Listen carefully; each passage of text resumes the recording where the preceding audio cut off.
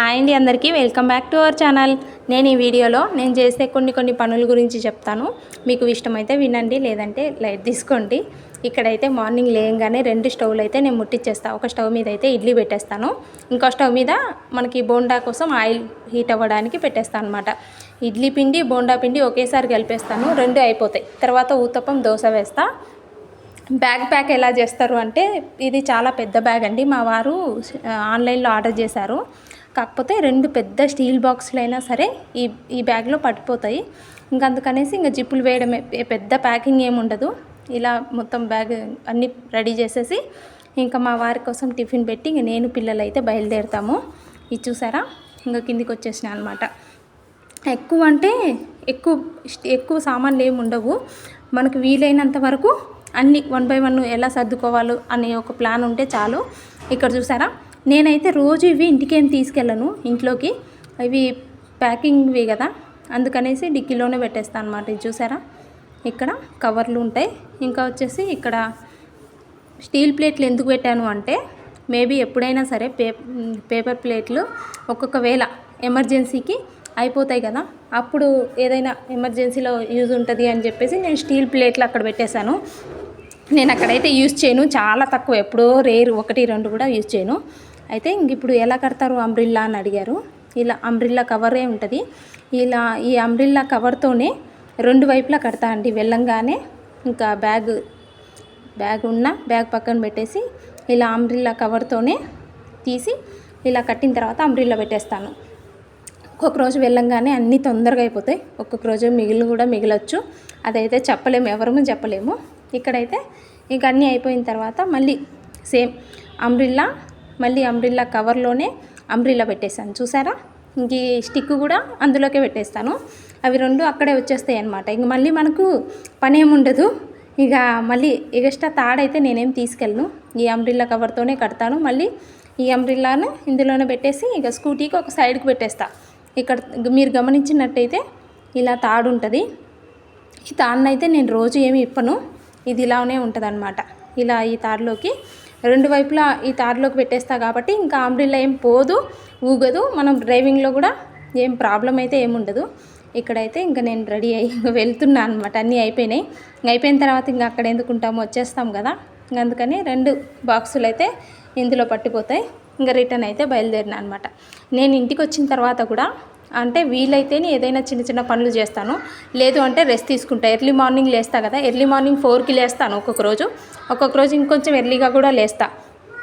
ఇక రాగానే అయితే ఇక మా వారికి కొంచెం వండేసి ఇంకా వంట అయ్యేటప్పుడు ఇంకేమైనా చిన్న అంట్లుంటే కడిగేశాను.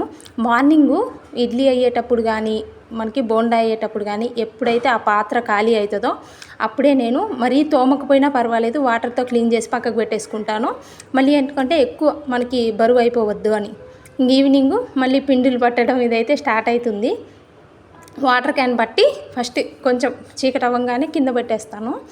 ఇక 3:30కి పిల్లల్ని తీసుకొస్తా. మళ్ళీ ఈవినింగు వాటర్ క్యాన్ ఇవన్నీ అరేంజ్ చేసుకుంటాను అనమాట. మళ్ళీ మార్నింగ్కి ఎక్కువ బరువు లేకుండా వాటర్ క్యాన్ అయితే పట్టి కింద పెట్టేసుకుంటాను. ఇంకా మళ్ళీ రోజు మార్నింగ్ లేవగానే వీళ్ళకి బాక్స్ ఉంటుంది, మళ్ళీ నేను టిఫిన్స్ ప్రిపేర్ చేసుకోవాలి, ఇలా ఉంటుంది అనమాట. సరే నైట్ వీడియో తీద్దాం అనుకునేసరికి ఫోన్లు స్విచ్ ఆఫ్ కానీ లేదంటే ఏదో ఒక ఇదే ఉంటుంది అనమాట. ఇప్పుడు 8 అవుతుంది టైము. ఇప్పుడు చూడండి, మార్నింగ్ లేచి ఇంకా నేనైతే టిఫిన్స్ ప్రిపేర్ చేస్తున్నా.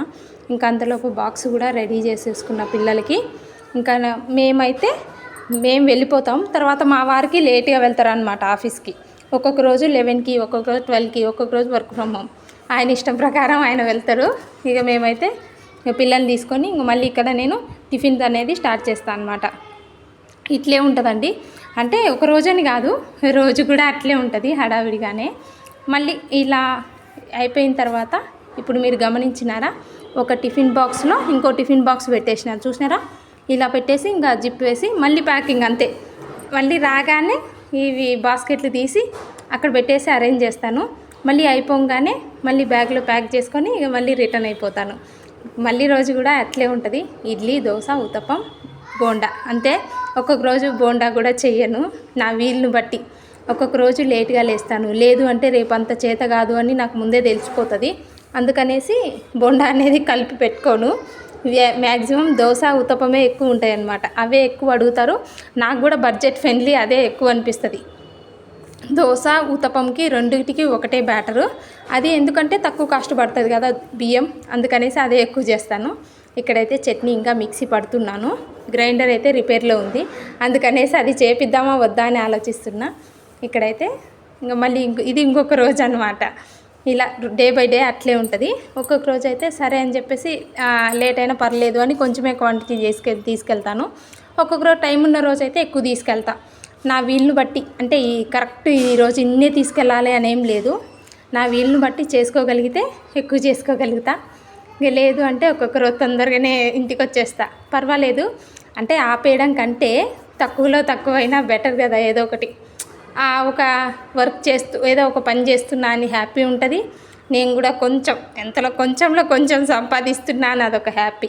ఇంటికి రాగానే ఒక్కొక్క రోజు ఒక్కొక్కలాగా ఉంటుందండి, రోజు ఒక్కోలాగా ఏం ఉండదు. మా వారికి అయితే వంకాయ ఫ్రై చేస్తున్నా. ఇది చూసారా. అయితే మార్నింగ్ రైస్ పెట్టాను కదా, రైస్ ఉంది. పిల్లలకైతే క్యారెట్ రైసో ఏదో ఒకటి పెట్టేస్తాను అనమాట. లెమన్ రైసో క్యారెట్ రైసో. మా వారికి అయితే మరి టమాటా పచ్చడి చేస్తున్నా. పచ్చడి అంటే నిలువ పచ్చడి ఏం కాదు, నేను ఇప్పటికిప్పుడే ఊరగాయలాగే కానీ ఇప్పటికిప్పుడు కట్ చేసి, ఇంకా ఉల్లిపాయ ఏం వేయలేదు ఇందులో, మిర్చి ఉల్లిపాయ లేదు. ఇలా టమాటా పచ్చడి, రోల్ లేదు, రోల్ వాడట్లేదు. ఇట్లా టమాటా పచ్చడి వంకాయ ఫ్రై చేశాను. ఒక్కొక్క రోజు ఒక్కొక్కలాగా అంచేసి. చాలామంది ఎట్లా మీరు టైం మేనేజ్ చేస్తారు అంటే, ఆఫ్టర్నూన్ రాగానే వండేది ఉంటే వండేస్తాం, ఆయనకు వండి పడుకుంటా అండి. నేను మధ్యాహ్నం టైమే నాకు చాలా, అంటే పిల్లలు స్కూల్లో ఉంటారు, మా వారు ఏదో ఒక వర్క్లో ఉంటారు, లేదంటే ఆఫీస్కి వెళ్తారు. ఆ టైం అనేది ఎందుకు వేస్ట్ అవ్వడం అనేసి మధ్యాహ్నం అయితే చాలాసేపు నిద్రపోతాను. అప్పుడైతే ఏం పని చేయను, ఎందుకంటే మనకు కూడా రెస్ట్ అనేది చాలా అవసరం కదా. మరీ చేస్తున్నాం కదా అని చెప్పేసి 24 hours కష్టపడలేము. అలా రెస్ట్ తీసుకొని మిగతా టైంలో వీలైనప్పుడు బట్టలు వాష్ చేసుకోవడం కానీ, ఇంకా ఐరన్ చేయడం కానీ, పిల్లల యూనిఫామ్ ఉంటుంది, మా వారి బట్టలు ఉంటాయి. ఇవి నా వీలుని బట్టి ఆ వర్క్ అనేది ఒకే రోజు చేయను, 2-3 రోజులకి అట్లా చేస్తాను అనమాట. ఐరన్ 2-3 రోజులకి చేస్తా, వాష్ అయితే రోజు చేస్తాను. మా ఆయన ఇంతకుముందు వాషింగ్ మిషన్ కొంటా అనేవారు. సరే అని చెప్పేసి అప్పుడు నేను వద్దు అనేదాన్ని. ఇంతకుముందు మా పెద్ద ఆయన పుట్టినప్పుడు సెమీ ఆటోమేటిక్ మిషన్ అనేది కొన్నాము, వాషింగ్ మిషన్. కానీ అది ఖరాబ్ అయింది. మేము ఇంట్లోకి వచ్చిన తర్వాత ఖరాబ్ అయింది. ఇంక అప్పటి నుంచి అది పక్కకే పెట్టేసినాము. మళ్ళీ దానికి ఎందుకులే టైం వేస్ట్, మనీ వేస్ట్ అని చెప్పియలేదు, అట్లే ఉంది.